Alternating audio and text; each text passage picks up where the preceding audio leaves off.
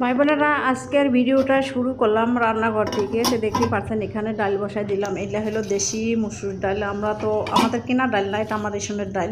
তো যাই হোক, আমরা ডালটা একটু পছন্দ করি বেশি। তো আজকে এক সপ্তাহ পরে ডাল রান্না করতেছে। আপনার ভাইয়ের ডালটা অনেক পছন্দ করে, তাই আমাকে সবসময় ডাল রান্না করা লাগে। যাই হোক, ফুল ভিডিওটা দেখতে থাকেন, অবশ্যই ভালো লাগবে। ভালো লাগলে অবশ্যই একটা লাইক দিন। লাইক দিতে বলেন না। হাতে সময় থাকলে ভিডিওটা দেখবেন, আর হাতে সময় না থাকলে ভিডিও রিপ্লাই করার কোনো মানে হয় না, কারণ অনেক কষ্ট করে ভিডিও বানাই।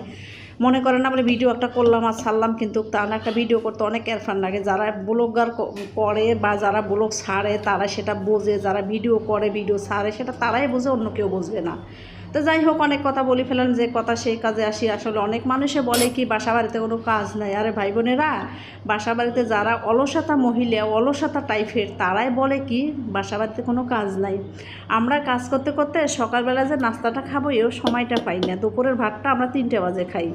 আসলে এই রকম আমাদেরকে কাজগুলো করা না। আমরা মানুষের কাজ পছন্দ করি না, নিজের কাজ নিজের সংসারগুলি কথা আস্তে আস্তে কাজ করি, পরিষ্কার করি, কাজ করি। কিন্তু কাজ সদর বদর করে যে কাজ করলে তা হইব না।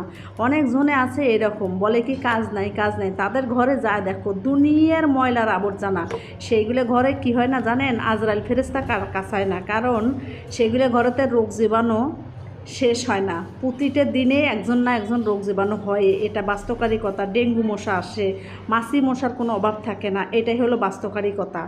তো সেই সব মহিলাদের ঘরে এই কাহিনীগুলো হয়, কিন্তু রোগ কখনো ছাড়াছাড়ি হয় না।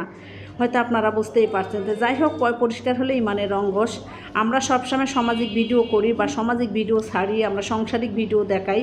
যদি ভালো লাগে ভিডিও দেখবেন, ভালো না লাগলে করার কোনো কিছু নেই, 100 হাত দূরে থাকেন। আজকে এই পর্যন্ত ভিডিওটা। আল্লাহ।